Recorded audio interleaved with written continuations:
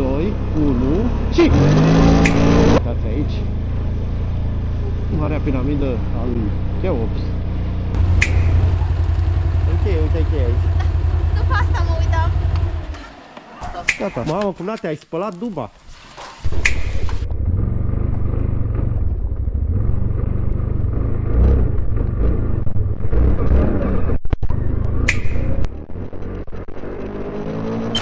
Bună dimineața, YouTube! E o zi mega friguroasă de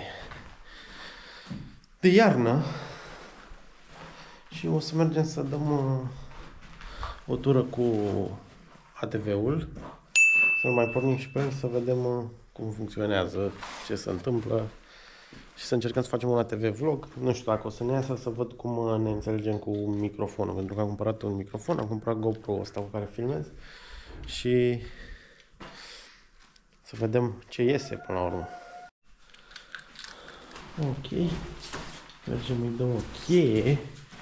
Încă nu știu dacă am făcut setările bine la GoPro, dacă.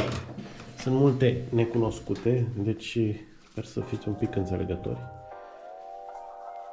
Ia să vedem. O ia ATV-ul?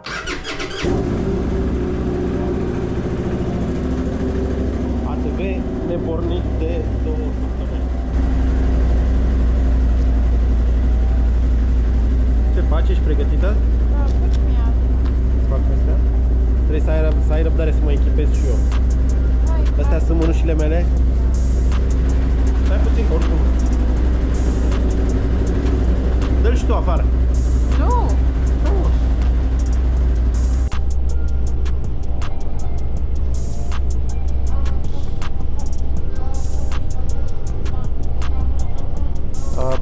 Apache.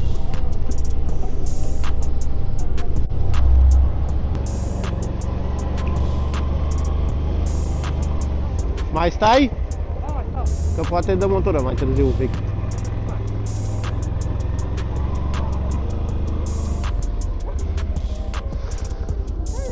Bună! Ce faci, tati, acolo? Mă enervează în casca asta, nu suport. Ce faci, tati? Bună! Mamă, ce fac mă acolo? Hai că noi ducem până la magazin, da? Pa, tati! Pa, Eva! Pa! Da? Pa!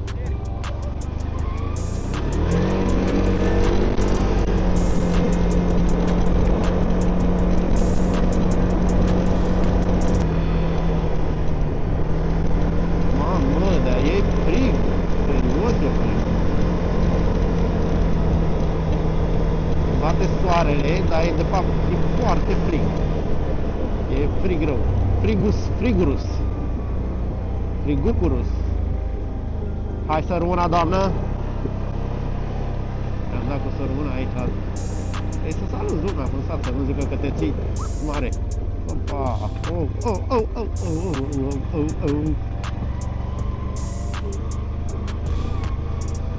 Bă, deci nu mi-am cumpărat, ia să deschid viziera.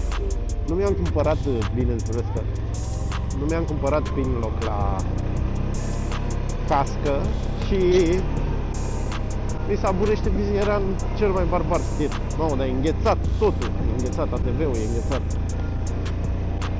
Mai sunt și răcit pe deasupra, dar am zis că e păcat de soare. Ca să fiu sincer, m-am păcălit un pic soarele ăsta.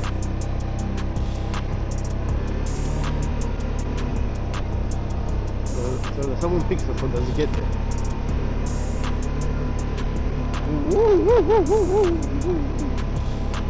Băi, sper să se audă bine, sper să se înregistreze bine, că dacă nu se înregistrează bine, să mai pierde un vlog. Am mai încercat aseară să filmez odată, am pus cumva microfonul, nu știu, nu s-auzea bine, nu mi-a plăcut deloc. Pentru că voiam să pun un vlog nocturn, am fost prin pădure pe acolo, pe la Buzacu și voiam să iasă ceva frumos, dar nu știu dacă merge. Opa, mamă, dar ce gropi sunt! Întrerupem acest vlog pentru un mic anunț. După cum bine vedeți, sunt în plin proces de editare a vlogului, dar m-am gândit foarte mult dacă să-l postez sau să nu îl postez din cauza modalității în care s-a înregistrat sunetul. Înțeleg că ar fi o problemă între microfon, de fapt la valieră, și GoPro în momentul în care le conectez prin Bluetooth. Totuși am decis să-l las, să-l postez și să încerc să-l editez și să-l îmbunătățesc cât pot. Deci, prin urmare, îmi cer scuze dacă poate deveni un enervant uneori. Vizionare plăcută în continuare și nu uitați de like, share și subscribe. Vă pup!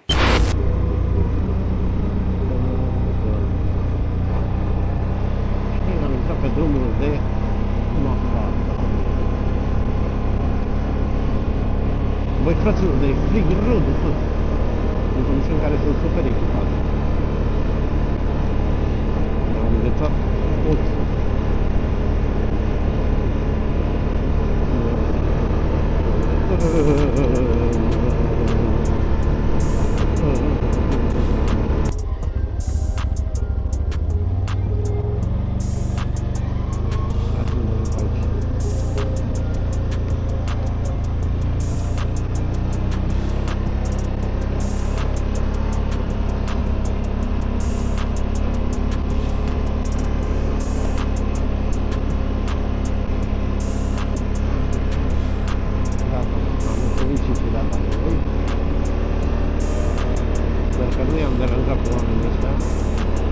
Cireadă turmă, cireadă e la vite. Da, am pornit turma de voi, sper că nu i-am deranjat foarte multă oamenii ăștia. Da. Puteți privi aici piramidele din Răscăieți. Uitați aici. Marea piramidă a lui Cheops. Oare putem să ne urcăm peste ele? Da, pe aici cred că... Pe aici cred că facem sigur pan.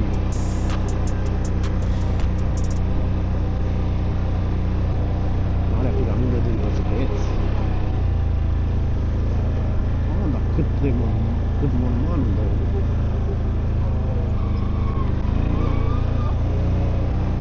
Deci au avut ăștia nu știu ce proiect aici au construit în sat. Și aici, au adus la un moment.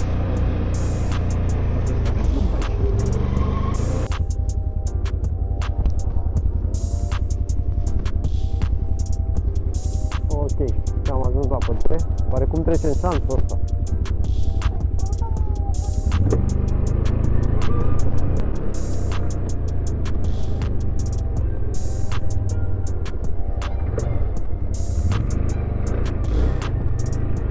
Măi!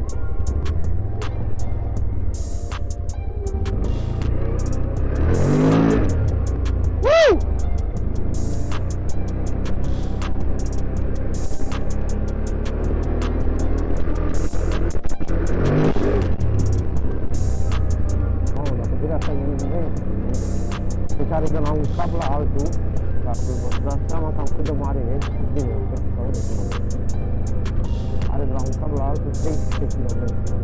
300 km nu mai trebuie de tot. Vă dați seama cât de mic e asta?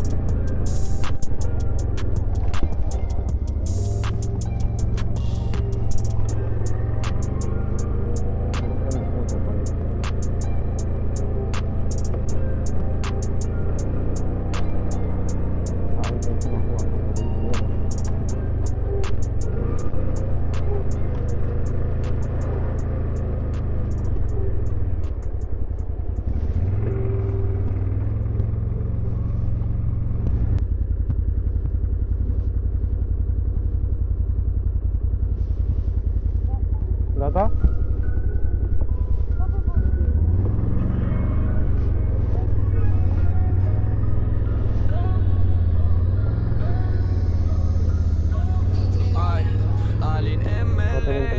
Pe drumuri nebune ATV, motoare, tractoare, prin tunerul les pe traseu, las noroiul în spate, autor, aventură, distracția bate. Plec din garaj full tank fără stres, GoPro pe cască, vibe-urile fresh, motoare durate, pătinuri prin ploaie, fac drifturi pe câmp, lasă nu mă doar foaie. Spurt bate, simt vântul cum bate, adrenalină, frate, că l-are pe roate, nu stau pe loc, mec tare pe trail, urmează un vlog, deci apăsați play. Alin MLS, pe drumuri nebune ATV,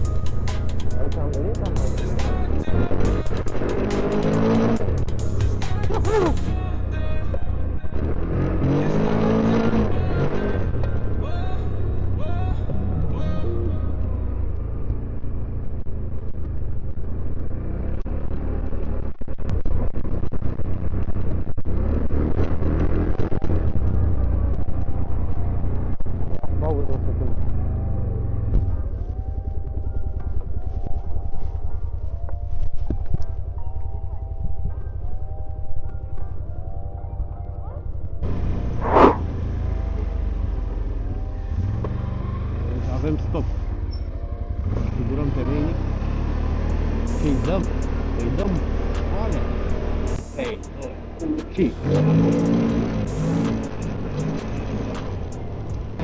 și ar trebui să mergem un pic pe la cumnățelul meu să vedem ce face. Cred că postoarele astea sunt în curte, dar e foarte frig, în 0 grade. Și când mergi pe ATV, iei tot vântul ăsta vine în față și te rupe. Adică trebuie să fii foarte vizibil în față. Aici trebuie să fac dreapta, nu trebuie să fac. Bă, dar chiar că sunt pe aici niște drumuri, lă, se ia capul.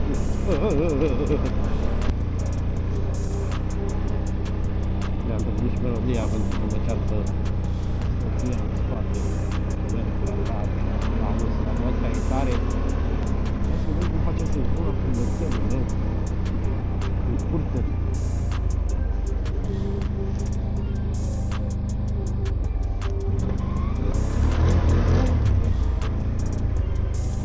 Cred că trebuie să luăm pe trepoi pe aici.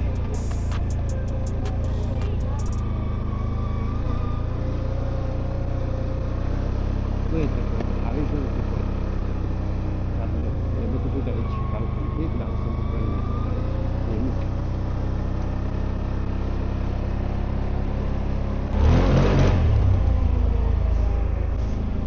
Carale, trebuie să arătăm carale. Dormezi. Bună ziua! Ce faci, cumnățele? Spală mașina. Da. E ce trebuie.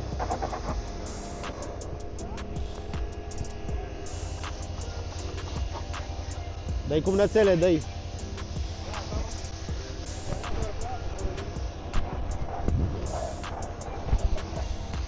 Dar ce-i tot faci acolo? A? Cum îl opresc? Hai să vedem cum îl opresc. Îl dau în stânga. Gata, mă, l-am oprit. Bagă-l și tu în curte. Ia să vedem.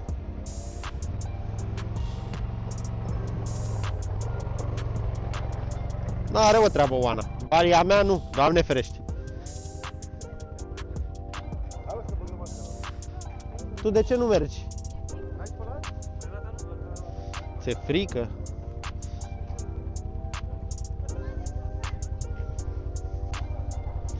Da. Nu, de ce să-l spăl?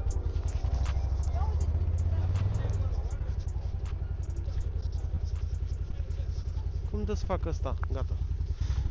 Ai apus și microfonul? Normal că am microfonul, zi. Ce? Zi ce nu-ți convine. Că mergi cu viteză prin... Merg cu viteză? Nu opresc?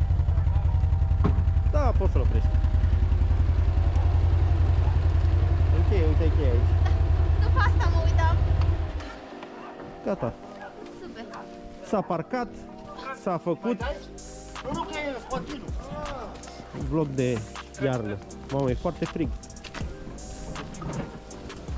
De unde vine apa asta? De acolo. Nu, păi dacă el e oprit. Păi are așa pe el. E place. Ia vezi că s-a prins polovul.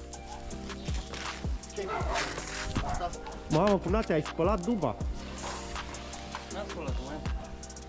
Ce mai faci? Cum n-ai spălat-o? Păi să spală și prelata? Păi nu? Da, nu? Ia prelata. Bă, dar de ce spala de prelata?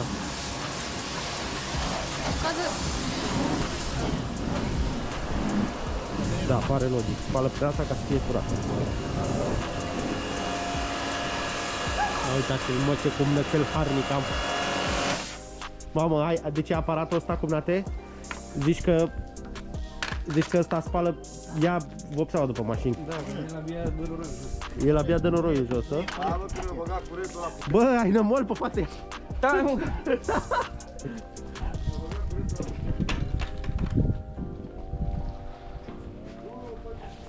Bă, eu zic să-ți faci spălătorie, mă. Dacă faci cu dă. Bă, dar de ce te chinui tu așa? Că la prima ieșire oricum se face la loc. Nu, mă, nu, mai ce mă? Păi se face la loc. Să fie frumos.